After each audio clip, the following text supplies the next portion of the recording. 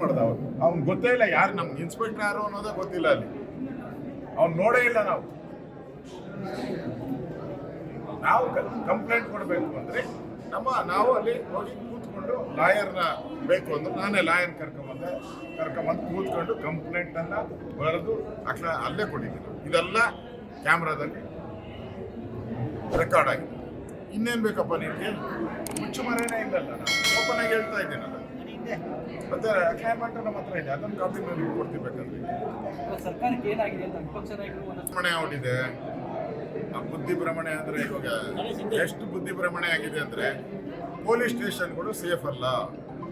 ಯಾರಾದ್ರೂ ಅಪರಾಧಿನ ಬಂಧಿಸಿದ್ರೆ ಅವನ್ನ ತಗೊಂಡ ಕಬ್ಬನ ಗದ್ದೆಯಲ್ಲಿ ಇಡಬೇಕು ಅಂತ ರೂಲ್ಸ್ ಮಾಡಿದ್ದಾರೆ. ಈಗ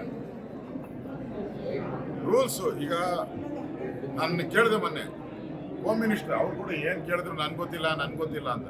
ನಾನು ಯಾರೋ ಪೊಲೀಸ್ ಅಧಿಕಾರಿಗಳನ್ನ ನಾನು ಕೇಳಿದೆ ಏನಪ್ಪ ಅಂತ. ಇಲ್ಲ ಸರ್, ಸೇಫ್ ಕಬ್ಬನ ಗದ್ದೆಗಳನ್ನ ಕರ್ಕೊಂಡೋಗಿ ಬಿಟ್ಬಿಟ್ರೆ ಸೇಫ್, ಅವ್ನು ಎಲ್ಲೂ ಓಡೋಗಲ್ಲ, ಎಲ್ಲ ಕೆಸರಿಗೆ ಇರ್ತದೆ, ಎಲ್ಲೂ ಹೊಡೆದ್ರು ಮೈಗೆಲ್ಲ ಗರಿ ಚುಚ್ಚಂದು ಓಡೋಗಲ್ಲ ಸರ್, ಅದಕ್ಕೆ ಕಬ್ಬನ ಗದ್ದೆ ಸೇಫ್ ಅಂತ ಮಾಡ್ಬಿಟ್ಟಿದೆ. ಇನ್ಮೇಲೆಲ್ಲ ಕಬ್ಬನ ಗದ್ದೆಯಲ್ಲೇ ಕರ್ಕೊಂಡೋಗ್ಬಿಡ್ತೀನಿ. ಒಳ್ಳೆ ಅಡಿಯಾನಪ್ಪ ಮಾಡ್ಕೊಳ್ರಿ ಅಂತ ಹೇಳಿದ್ವಿ. ಹುಚ್ಚರ ಸಂತೆರಿ.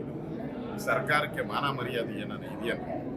ಮಾನ ಮರ್ಯಾದೆ ಇದ್ರೆ ಪೊಲೀಸ್ ಸ್ಟೇಷನ್ ನಾವಿದ್ದವರಲ್ಲಿ ಎಷ್ಟು ಜನ? 40 ಜನ ಇದ್ರು.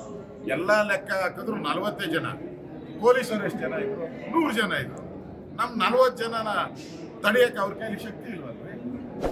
ಒಂದು ಪೊಲೀಸ್ ಸ್ಟೇಷನ್ಗೆ ನಮ್ಮ 40 ಜನ ತಡೆಗೆ ನಾವೇನು ಪಾಕಿಸ್ತಾನದ ಟೆರರಿಸ್ಟ್ ಕೂಡ ಅವ್ರಿಗೆಲ್ಲ ಬಿರಿಯಾನಿ ಕೊಟ್ಬಿಡ್ತೀರಾ?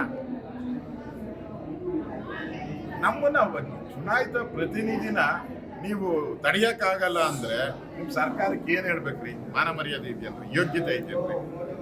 ರ್ಯಾಲಿಗಳಾಗ್ತದೆ, ಒಂದು ಪಂಚಮಶಾಲಿ ರ್ಯಾಲಿ ಆಗ್ತದೆ, 10,000 ಜನ ಸೇರಿದ್ದಾರೆ. ಗೃಹ ಸಚಿವರು ಹೇಳ್ತಾರೆ ನಾನೇನು ಮುತ್ತು ಕೊಡ್ಬೇಕಾ ಅವ್ರಿಗೆ ಅಂತ. ಅವ್ರು ತುತ್ತು ಕೊಡೋರ್ರಿ, ಪಂಚಮಶಾಲಿ ರೈತರು ತುತ್ತು ಕೊಡೋರು. ಅವರು ಮುತ್ತಲ್ಲ, ತುತ್ತು ಕೊಡೋರು ದೇಶಕ್ಕೆ. ಅಲ್ಲಿ ತಡೆಯಕ್ಕಾಗ್ತಾ ಇಲ್ಲ, ಲಾಠಿ ಚಾರ್ಜ್ ಮಾಡ್ತೀರ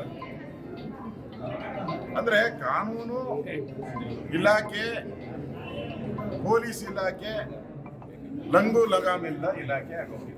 ಹೇಳೋರು ಕೇಳೋರು ಯಾರು ಬೇಕೋ ಹ್ಯಾಂಡಲ್ ಮಾಡ್ಬೋದು, ಆ ರೀತಿ ಆಗಿದೆ. ನಾವು ಕಾನೂನು ಪ್ರಕಾರನೇ ಸ್ಟೇಷನ್ಗೆ ಹೋಗಿದ್ವಿ, ಕಾನೂನು ಪ್ರಕಾರನೇ ಕಂಪ್ಲೇಂಟ್ ಕೊಟ್ಟಿದ್ವಿ, ಕಾನೂನು ಪ್ರಕಾರನೇ ಅಕ್ಲಾನ್ಮೆಂಟ್ ತಂದಿದ್ವಿ. Okay sir. ಲೇಟೆಸ್ಟ್ ಹಾಗೂ ಇಂಟ್ರೆಸ್ಟಿಂಗ್ ಸುದ್ದಿಗಳಿಗಾಗಿ ಬಾಸ್ ಟಿವಿ ಕನ್ನಡ ಚಾನೆಲ್ನ ಸಬ್ಸ್ಕ್ರೈಬ್ ಮಾಡಿ. ಹಾಗೆಯೇ ಬೆಲ್ ಐಕಾನ್ ಪ್ರೆಸ್ ಮಾಡಿ. ಇದರ ಜೊತೆಗೆ ಫೇಸ್ಬುಕ್, ಇನ್ಸ್ಟಾಗ್ರಾಮ್, ಎಕ್ಸ್ನಲ್ಲೂ ಮಿಸ್ ಮಾಡದೆ ಫಾಲೋ ಮಾಡಿ.